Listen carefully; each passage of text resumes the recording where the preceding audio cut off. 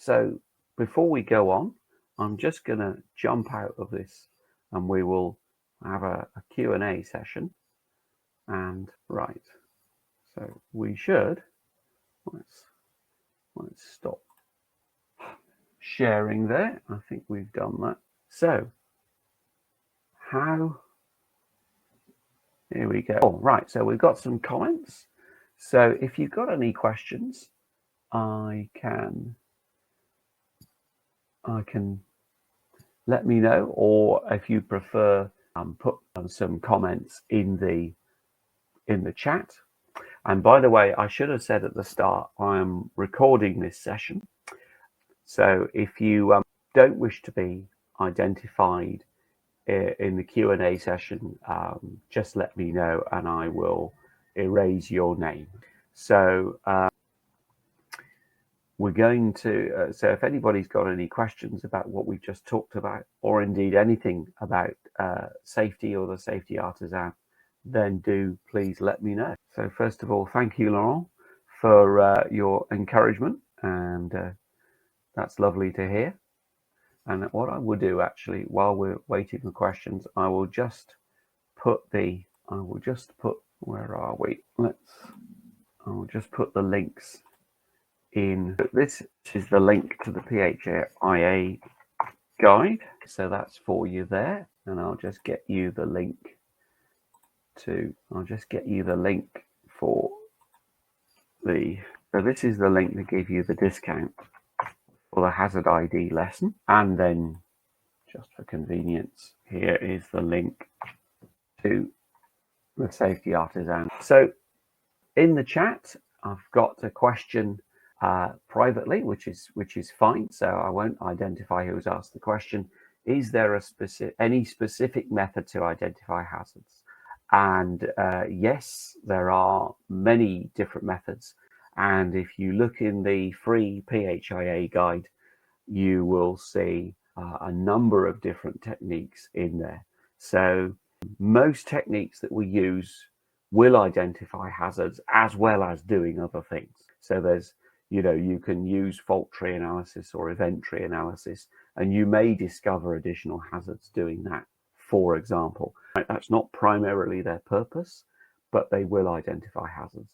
But things like FA that we've looked at, things like HAZOP, are explicitly used for identifying hazards. So there are several techniques, and there's SWIFT, which I've never used actually, which is structured what if technique.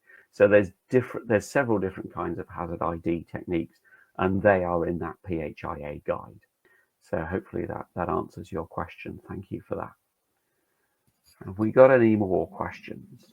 Well, what we'll do then is and another question, will my training provide certification on ISO 26262? So quick answer, no, it won't. There's only a very limited number of companies that have got the copyright and the rights to teach functional safety. So you either go to TÜV or TÜV, as it's pronounced in German. So TÜV or TÜV Süd, SUD. So that's TÜV South. Or I can't remember the name of the other company now. I did their course actually. So if you go on the internet and look up ISO functional safety training, you'll find there's only 3 companies, I think it's 3 in the world, that are licensed to do this. So if you want formal certification, you'll have to go to them. And the training is very good. I've done a 3-day course with them.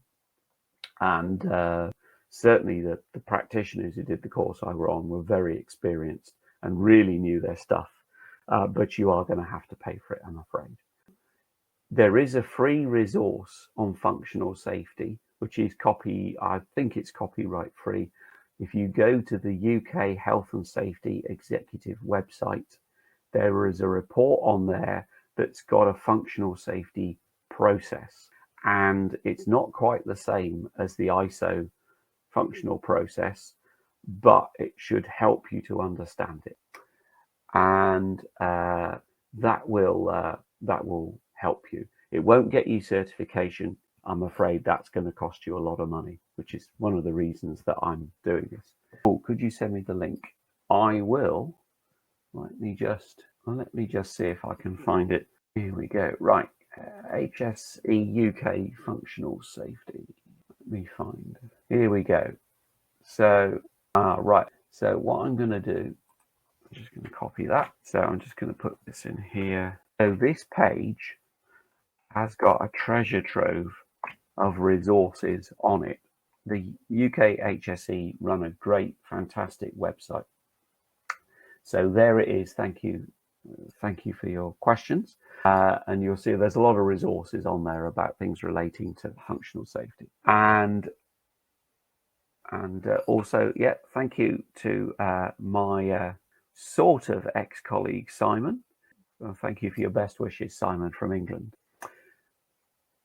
And now I'm seeing that I can't actually post this stuff into Facebook. So if those of you who are watching from Facebook, you're not going to get these links, but I will add the links. Okay, let me make a note of that. Right. Yes, and somebody said, I've seen another invitation. I'm running this same session again at, it'll be 11:30 Adelaide time, which is noon East Coast time in Australia. So that will be, that will be late evening in New York, just after work in LA, and 7 in the morning in Delhi, for example. So yeah, so that's that one. Yes, it's the very same session.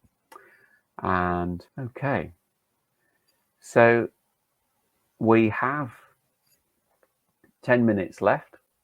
So if I don't have any more questions, well, thank you very much for your comments. And so if I don't have any more questions, we'll just spend 5 minutes and I'll show you an example of doing a functional failure analysis. So what I will do then is we'll go back to sharing the screen. So here we are. Here's a little functional failure analysis table. And in this example, I want us to imagine that we're inventing the car, the automobile, the horseless carriage. And so this would be the late 1800s. And we're in Germany, and we have this idea for a horseless carriage powered by a combustion engine. So this is very early concept. We just have 3 functions here. We want our car to start, we want it to go, and we want it to stop. So pretty simple stuff. So what does that mean? So, okay, so we want it to start. We want our horseless carriage to start moving. Great, that's a good function. So let's think about what could go wrong. So loss of function. So basically, it doesn't move. So car does not move. So when we want it to, so that's undesirable. Clearly, the user isn't going to like that. Is it hazardous? No, actually, it's not. No hazard. All right. Let's think about the opposite case then. So function when not required. So the horseless carriage starts moving when it's not supposed to. Sorry, I'm just going to say car because it's quicker. Now, is this hazardous? You bet it is. Yes. So we could, with people, we could run people over. We could hit some objects, possibly, or maybe the car, if it went off on its own, could drive into a ditch or something like that, a hole in the ground, and be damaged. So we could have, injury, death, or damage.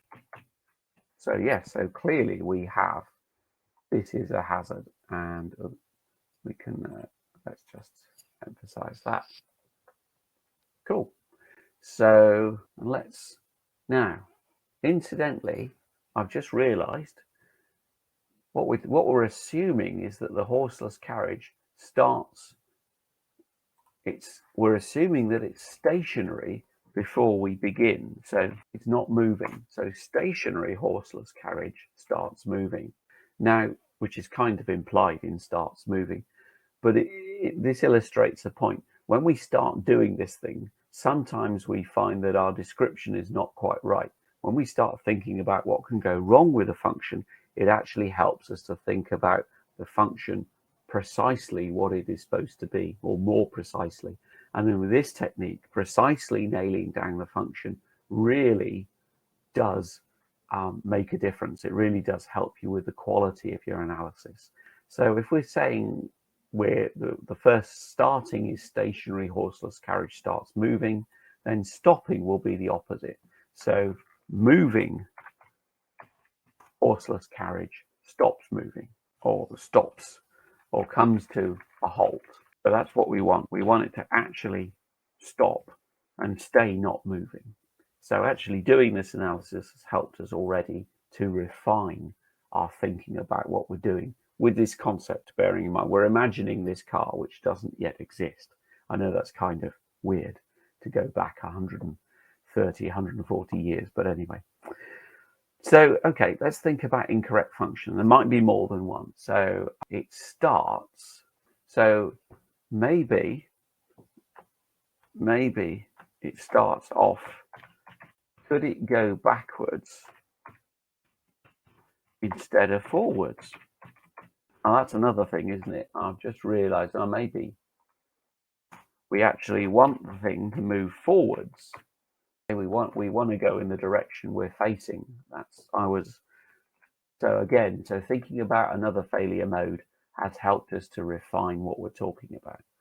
Okay, so we could go backwards instead of forwards. Certainly, yeah. So we're moving in unintended direction. Actually, not just unintended, because if we're looking forwards, we're not looking backwards.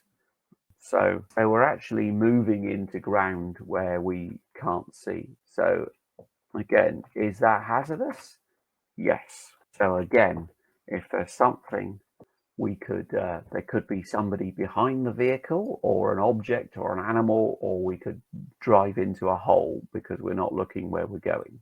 Now, incidentally, by the way, if we were going forward and thinking about hazard controls, then not looking where we're going, maybe I need a rear view mirror, and that would make reversing safer. What an idea. So we're almost out of time, but I just wanted to illustrate to you how powerful this technique is. You see, we've been at it less than 10 minutes. We've identified a number of things and refined our concept. So this is I love this technique. I use it all the time. It's very, very powerful and very, very helpful.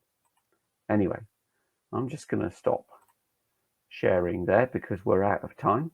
And just a final check to see we haven't added any more messages.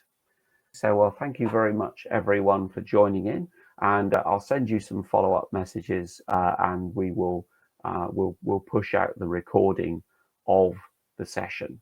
So people who couldn't dial in different time zones for whatever reason will be able to enjoy the session. Okay, everyone. Thanks very much for joining me and for investing your time with the Safety Artisan.